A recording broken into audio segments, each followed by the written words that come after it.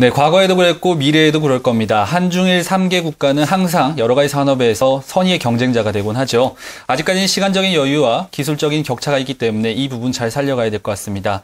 특히 일본과의 관계를 좀 살펴보자면 10년 전의 이슈 그리고 현재 전자산업을 살펴보더라도 여러 가지 긴장감은 늦추어서는 안 된다는 그런 결론이 나오는 것 같습니다. 다음 이슈 한번 살펴보겠습니다.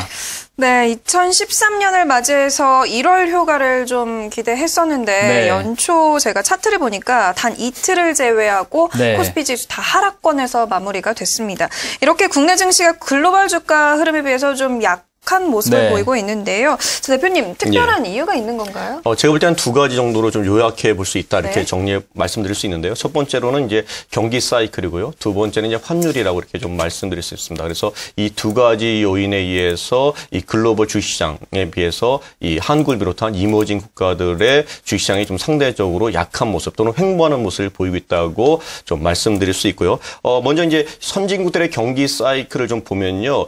뚜렷한 회복 신호, 경기 회복 신호가 좀 보이고 있는 반면에요. 한국을 비롯한 이머징 국가들의 경기 회복은요. 아직까지 뚜렷한 흐름을 좀 나타내지 못하고 있고 시장에 제시하지 못하고 있는 것이 현재 형국이다. 이렇게 좀 정리할 수 있습니다. 따라서 이로 인해서 미국이라든가 독일 같은 국가들은요. 주식시장도 강하지만 이 금리 역시 이 경기 회복에 대한 기대감이 반영되면서 오히려 연초부터 시중금리가 올라가는 모습들, 상승하는 추세를 그리고 있고요. 그다음에 스페인 같은 경우도 국채금리가 4%대까지 네. 급락하는 그러면서 유로존의 이 재정 리스크도 일부 완화되는 것이 아닌가 이런 기대감들이 좀 확대되고 있는 반면에요. 한국을 비롯한 이 브라질이라든가 인도 이런 이머징 국가들은요. 금리를 보면 이제 좀 횡보하고 있거나 오히려 인하를 하는 것이 아닌가 뭐 이런 것들 그러니까 완전 선진국 시장과 좀 다르게 움직이고 있는 네. 그런 모습을 보이고 있는 것이 약세의 첫 번째 요인이라고 좀 말씀드릴 수 있고요. 두 번째 같은 게 이제 원화 강세 역시 이제 국내 주식시장에서 커다란 부담 요인으로 작용하고 있다. 이렇게 좀 말씀드릴 수 있는데요. 지금 원달러 같은 경우는 이제 1,050원대, 그다음에 이제 엔하고 100엔대 환율 같은 경우는 이 1,100원대로 진입하고 있는데요. 특히 이제 원엔 환율이죠. 원엔 환율 같은 경우는 이제 지난주를 보면 1,180원 엔 정도 돼 있는데 이게 2011년 9월 대비해서 이 32%나 네. 이 급락한 거다. 이렇게 말씀드릴 수 있고요. 이로 인해서 국내 기업들에 대한 부담감들이 좀 크게 늘어나는 것이 아닌가. 그러한 우려감들이 형성되면서 국내 주식시장의 이 걸림돌의 역할을 지금 하고 있는 형국이다. 이렇게 좀 정리해 볼 수 있고요. 결론적으로 이런 것들에 대한 우려감들을 현실화시킨다면 당분간 국내 주식시장 자체는 지수가 좀 묶여있는 모습을 좀 보일 가능성이 있다. 그러면서 이 섹터별로는 순환매식의 움직임을 좀 보일 가능성이 있고요. 그리고 박근혜 당선자가 이제 출마할 경우에 네. 이 본격적인 경기 부양을 한다 그러면 그러면서 이제 원엔 환율이 안정화된다면 다시 글로벌 또는 선진국 지수처럼 한국 주가 지수 자체도 회복될 가능성이 있어서 조금 시간이 좀 필요한 것이 아닌가 이렇게 보고 있고요. 이런 것들을 종합해 본다면 금주 같은 경우는요. 종목별이나 섹터별로 중국 경기 지표들 또는 경제 지표들이 개선되는 쪽에 이 수혜주에 좀 초점을 맞추면서 매매하면 조금 현재 박스권에 갇힌 또는 숨고르기 장세에서 이익을 낼 수 있는 데는 조금 더 유리한 것이 아닌가 이렇게 좀 판단하고 있습니다. 네, 현재 시장이 좀 부진한 상태이기 때문에 아마 개인 투자자분들 중에서 1월 랠리를 기대하셨던 분들은 실망감이 좀 있으실 것 같습니다. 방금 이야기 좀 들어보니까요. 오히려 이런 때는 투자 전략에 대해서 다시 한번 좀 점검해보는 게 필요하지 않을까 싶고요. 중국에 대한 경기 회복 수혜 종목, 일단 관심을 가져보자는 의견이 나왔습니다. 시청자분은 좀 궁금하실 것 같은데요. 그렇다면은 향후 시장이 좀 좋아지고 중국에 대한 모멘텀이 살아난다면 좀 디테일하게 종목에 대한 부분이나 우리가 접근해볼 만한 중국 수혜 업종, 좀 더 자세하게 알아본다면 어떤 게 있을까요? 중국 같은 경우는 이제 시진핑이 이제 주석으로 이제 오르지 않습니까? 그래서 2003년도, 4년도 보면은 후진타오가 나오면서 중국의 사회 간접 자본에 대한 적극적인 투자를 했고요. 그다음에 시진핑도 이제 올해 2013년에 새로운 정권을 이양받으면서 결국 얘기하는 것들이 사회 간접 자본에 대한 적극적인 투자거든요. 단지 이제 과거 10년 전 후진타오하고 좀 다른 것은 후진타오 같은 경우는 사회에 대한 간접 자본 자본에 대한 적극적인 투자에 초점을 맞춰서 산업재에 대한 적극적인 육성을 한 반면에요. 네. 지금은 이제 시진핑 같은 경우는 이 도시화라는 개념을 추구하면서 산업화, 그러니까 사회 간접 자본에 적극적으로 투자한다. 하지만 도시화를 진행하는 측면을 갖고서 그 산업 간접 자본에 대한 투자를 진행하고 있거든요. 따라서 밑그림 자체는 좀 비슷하지만 내용 자체가 조금 더 화려했다 이렇게 말씀드릴 수 있고요. 그렇다면 그와 관련된 한국의 수의업체들은 결국 사회간접전에 투자한다 그러면 이 소재, 화학이라든가 철강 쪽의 소재 쪽에서 한번 움직일 개연성이 있고요. 두 번째로는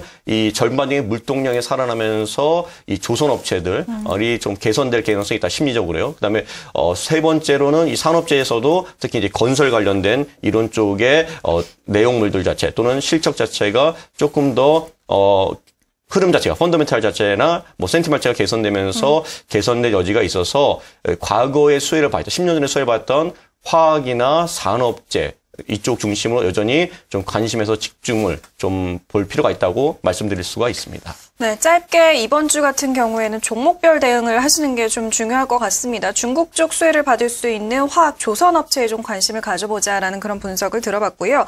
크게는 불안한 외환 시장이 신정부 출범과 더불어서 원엔 환율이 좀 안정될 경우에 시장 본격적인 상승을 할 수 있을 것이다라는 그런 분석이 나왔습니다. 신정부 출범에 대한 기대가 이렇게 좀 커지고 있는 것 같은데요. 또 그로 인해서 수혜를 입을 수 있는 업종 얘기가 요즘 또 많이 나오고 있는 것 같습니다. 신정부 들어서면서 본격적인 경기 부양을 할 경우 대표적으로 가장 큰 수혜를 입을 수 있는 업종이 바로 건설업종이다라는 얘기가 있더라고요. 자, 대표님, 건설주 연초 투자 계획을 어떻게 잡는 게 좋을까요? 제가 볼 때는 이 건설업종도 한 두 가지 측면에서 여전히 좀 긍정적인 면이 있는 것이 아닌가 이렇게 좀 말씀드릴 수가 있는데요. 첫 번째 같은 경우는 이제 주택시장에서 이제 취득세 감면에 대한 기대감이 있다. 기대감이 좀 형성되고 있다 이렇게 좀 말씀드릴 수 있는데요. 지금 논의되고 있는 게 이 대통령 인수위하고 그다음에 새누리당 그리고 이 민주당에서도 이 법안을 국회에 좀 제출하려고 지금 하고 있고요. 만약에 1월 달에 임시국회 열리면은 민주당도 이 법안에 대해서는 거부하고 반대하지 않기 때문에 제가 볼 때 통과될 개연성이 좀 큰 것이 아닌가. 그렇다 그러면 이 취득세에 대해서 시장의 기대감이 형성될 수 있는 충분한 국면이다. 이렇게 좀 말씀드릴 수 있고요. 이로 해서 좀 내용을 살펴본다면 9억 원 이하의 주택 같은 경우는 기존에 2%의 세율에서 1%의 세율로 좀 줄게 되고요. 다주택자이면서 9억에서 12억 정도의 주택을 소유한 분들은 4%에서 2%로 절감되고요. 그다음에 12억 원 초과주택 같은 경우는 4%에서 3% 정도로 감소한다. 그렇다 그러면은 사실 금액적인 면에서는 이렇게 매력적인 금액이 준다고 보기는 어렵기 때문에 제가 볼 때 이 심리적인 영향이 좀 큰 것이 아닌가 지금으로서는요. 그렇게 좀 받아주시면 좋겠고요. 그다음에 두 번째로는 이제 건설업체 같은 게 이 해발 플랜트 이 수주에 대한 기대감이 형성되고 있는 것이 현재의 형국이다. 이렇게 좀 말씀드릴 수 있는데요. 사우디의 아람코와 세례 합작사죠. SARK가 키단의 가스전 개발 프로젝트 입찰을요. 올해 6월이죠. 6월에 실시할 것으로 알려지면서 여전히 해외 관련된 프로젝트가 이 건설주에 좀 살아있다. 이렇게 좀 말씀드릴 수 있고요. 그런 이 건설주에 대한 것들은 전반적으로 이 심리적 개선, 기대감이죠.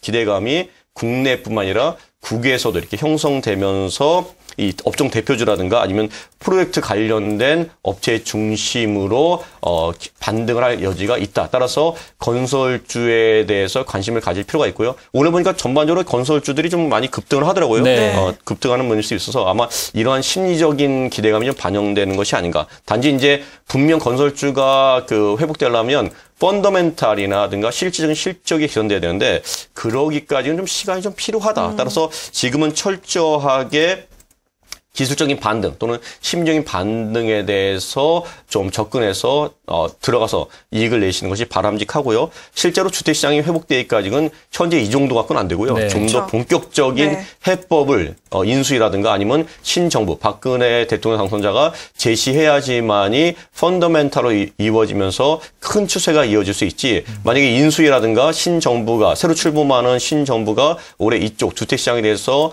확실한 주택시장의 회복에 대한 대책을 못 세운다면 오히려 심리적인 상승으로 끝나버리고 주저앉을 가능성이 크다. 따라서 지금은 심리적으로만 대응하시고요. 그다음에 이제 인수위라든가 또는 신정부가 내놓는 대책을 보시고 이 본격적인 추세에 대해서 대응하는 것이 투자자분한테는 맞다고 좀 건설주를 정리해서 말씀드릴 수가 있습니다. 네, 한국과 중국 그리고 일본은 통상적으로 대선 이후에 정권이 바뀌었을 때는 부동산 관련된 시장에 대한 정책이 항상 나왔었습니다. 그 이후에는 건설 관련주가 급등하는 움직임을 좀 보였었는데요. 최근에 나오고 있는 뉴스들을 좀 살펴보니까 주식 투자하시는 분들도 마찬가지 고민을 하고 계실 텐데 부동산 시장이 역전되면서 많은 분들이 좀 고통스러워하시는 것 같습니다. 일례로 어제 같은 경우에 살펴보니까요. 강남에 있는 동일한 단지 내의 아파트 살펴보니까 대형 아파트가 오히려 중소형 아파트보다 싼 현상, 그러니까 가격의 역전 현상이 나타나면서 급매물로 매물이 조금씩 나오고 있다는 얘기가 나오고 있는데요. 이만큼 많은 분들이 좀 고통을 겪고 있는데 차기 정부에서 좀 속 시원한 정부 대책이 나와서 이런 부분 좀 해소됐으면 좋겠습니다. 네, 좀 기대감이 네. 있는 것 같은데요. 하지만 또 확정되지 않은 부분들이 또 많으니까요. 뉴스 꼬박꼬박 네. 계속해서 좀 챙겨보셔야 될 것 같네요. 자, 마지막으로 코스닥 시장 얘기를 해보도록 하겠습니다. 지난주 유가증권 시장 대비 코스닥 시장의 강세가 이어졌었습니다. 오늘 같은 경우에는 좀 비슷한 모습을 보이고 있는데 지난주 통틀어 봤을 때 코스닥 시장이 좀 강한 모습을 보였거든요. 자, 대표님, 이번 주에도 코스피 시장보다 코스닥 시장 견조한 흐름을 이어갈까요? 어떻게 전망하고 계신가요? 제가 봐도 이제 지난주에 이어서 금주에도 코스닥 시장이 코스피 시장보다 좀 네. 더 선전할 개연성이 높다 이렇게 좀 말씀드릴 수 있는데 그 이유는 크게 이제 세 가지로 이제 정리해서 말씀드릴 수 있습니다. 첫 번째로는 이 지수가 이제 박스권에 갇힌 상태에서 주식시장은 여전히 글로벌 시장과 더불어서 위험 자산에 대한 선호 현상이 강화되고 있다. 다시 말해서 이 코스피의 이 불확실성의 국면이 들어간 반면에 코스피의 대안적 성격으로 코스닥이 부각될 개연성이 높다. 이렇게 좀 말씀드릴 수 있고요. 두 번째로 코스닥 같은 경우는 이 실적에 대한 부담감이 코스피도 한계로 좀 덜하다. 이렇게 말씀드릴 수가 있는데요. 코스닥이 지금 상승을 이끌어가는 섹터를 좀 보면요. 미디어, 호텔하고 레저, 그다음에 IT 업종입니다. 네. 이런 업체들 내용을 보면요. 2분기 말이나 가야지만이 1분기 실적에 대한 예상이 나올 거거든요. 그렇다 그러면 1월 달 정도의 실적이 나오는 코스피 대비해서 오히려 좀 실적에 대한 우려감이 좀 덜한 것이 아닌가. 따라서 실적에 대한 부담감이 덜한 이 코스닥으로 매기가 좀 더 이어질 개연성이 높다. 이렇게 좀 말씀드릴 수 있고요.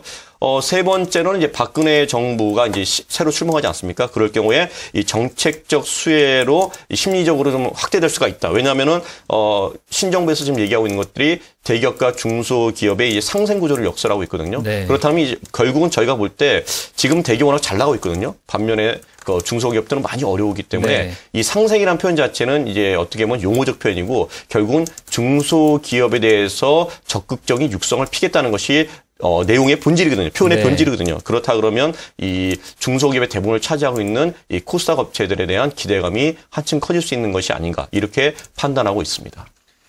네, 개인 투자자분들이 많이 관심을 가지고 계시는 시장이 바로 코스닥 시장입니다. 또 많은 분들 주변에서 보면은 거의 대부분의 종목들을 코스닥 시장에서 담아놓고 계시는데요. 시장에 반등이 온다면은 좀 더 강세 움직임을 보이면서 수익률도 활짝 웃을 수 있었으면 좋겠습니다. 끝으로 아마 시청자분들이 가장 기다리시지 않았을까 생각이 됩니다. 간단하게 그렇다면 이번 주에 좀 관심을 가져볼 만한 탑픽 종목을 뽑아본다면 어떤 게 있을까요?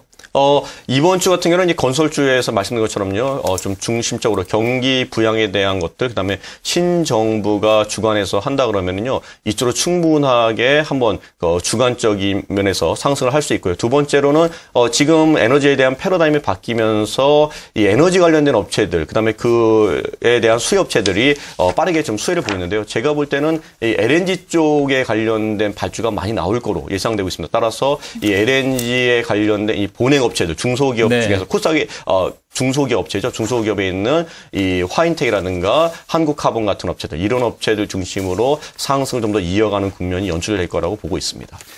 네, 조인각 대표님이 지난주 출연하셔서 찍어주셨던 IT 부품주들이 보면 일주일 동안 굉장히 강했습니다. 그리고 또 여러 가지 종목들은 10% 이상의 초과 수익을 내기도 했었거든요. 이번 주에는 건설주 관련해서 관심을 가져보자는 의견과 에너지 관련 수혜 업체, 특히 LNG 관련주 화인텍과 한국카본에 대해서 관심 가져보자는 의견 나왔습니다. 잘 참고해 보시면 좋을 것 같습니다. 네, 이번 주도 좋은 수익률 한번 기대해 보도록 하겠습니다. 지금까지 이슈앤뉴스 조인갑 대표와 함께 해봤습니다. 대표님 도움 말씀 고맙습니다. 네, 감사합니다.